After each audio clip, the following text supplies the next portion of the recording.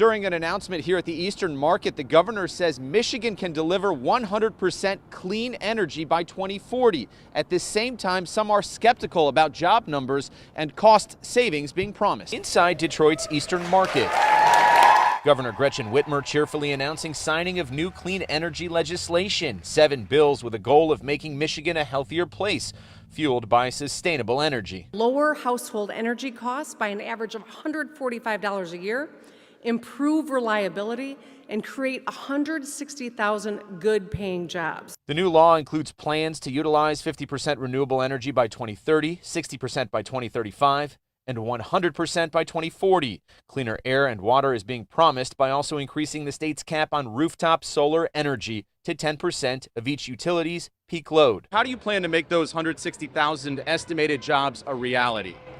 Well, listen, we know that this kind of investment is going to bring all sorts of new solar work into Michigan. Anthony Phoenix owns This Candle and Scent Shop on 9 Mile in Ferndale. It will create a bunch of jobs, but are they sustainable jobs?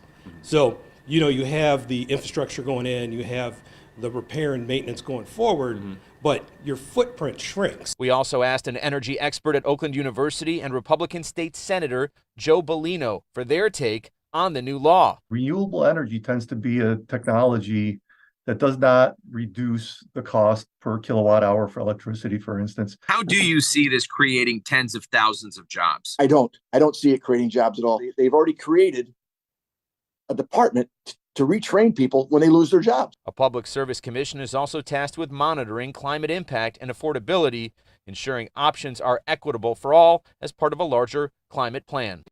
Governor Ned Lamont will be announcing a new plan that could phase out the sales of gas-powered vehicles here in Connecticut. So this development comes after his original controversial proposal hit a major roadblock yesterday. 2035 is the target year that the original plan was working toward to make sure that no gas-powered vehicles were sold in the state of Connecticut. The proposal was an effort to move toward better air quality. Right now, only about 10% of car sales are electric vehicles. However, the governor abruptly pulled the plug on the proposal last night after it became clear that many felt the current plan had too many potential issues, like cost and access to charging stations. Back out here live, the governor will be joined by other Democrat lawmakers today at 1:30 to outline his new plan and the details that go along with that.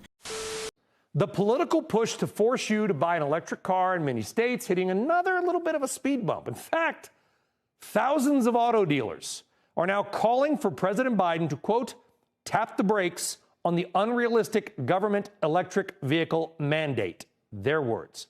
With us tonight is one of those dealership owners, the owner of Celebrity Motor Cars, Tom Maioli. Tom, this isn't like you and a couple other people, right? I mean, this is a lot of car dealers writing this letter to the White House. Yes, good to see you. This is thousands. This is thousands of dealerships that represent multiple brands, not just one brand, domestic, international brands, and all across the board. And this is basically the voice of the consumer. This is not the dealer. This is the voice of the consumer. And what's happening is the manufacturer is being forced to produce these EVs. They're shipping them to the dealerships and they're backing up on the lots. Our average day supply pre-COVID was 60 to 90 days supply of inventory. During COVID, it was less than 30 because of the supply chain issues. We're now backed up to 12 months with EVs.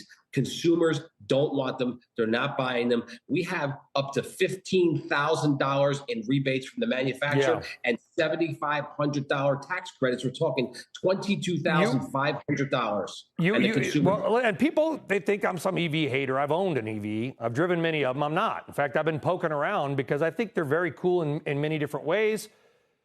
I was looking at a Ford F-150 Lightning, and I saw something, and you have a Ford dealership, and it wasn't on your website. It was on cars.com. I don't know who the dealer was.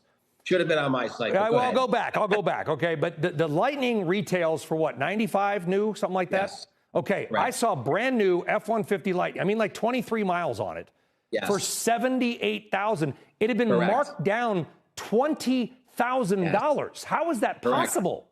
Still can't sell it. Consumer doesn't want it. The consumer's in fear over the infrastructure. The infrastructure is not there. The White House and the Biden administration and got way out over its skis with this mandate, and the consumer has to buy into it, and they're not. And the problem that exists now is, they force the manufacturers to spend all this money to build these plants and produce these vehicles, but the consumers aren't buying into it. They're afraid of range. They're afraid of where they're going to charge. And we're not talking about, listen, Tesla is a vanity purchase. People have to have a Tesla. They have a second vehicle. Most people can't afford the first vehicle, never mind the second vehicle. And these people are coming out to the dealerships, and they're buying these vehicles, and they're afraid. These are average working American people. They're putting their families in the car. Moms are driving their kids to school. Dads have to get to work. And, if they have to charge on the road and it takes 30 minutes to charge. Tom, we're running out of time, Tom. I'm sorry to interrupt. It's been a crazy night. Can you kill him? Can you kill a myth? Because there's going to be people on Twitter that pop up after either segment and say, dealers hate them because they're not getting the services revenue. I talk to car dealers almost every day. I got friends that own them, and they make a ton of money on EV service because the EV costs are much higher. The windshield in an EV is like $5,000. Listen, we're either going to sell EVs, we're going to sell gas vehicles, or we're going to sell hybrids. We're going to sell something. We believe in EVs. They're a part of the market, but it has to evolve, and they're not letting it evolve.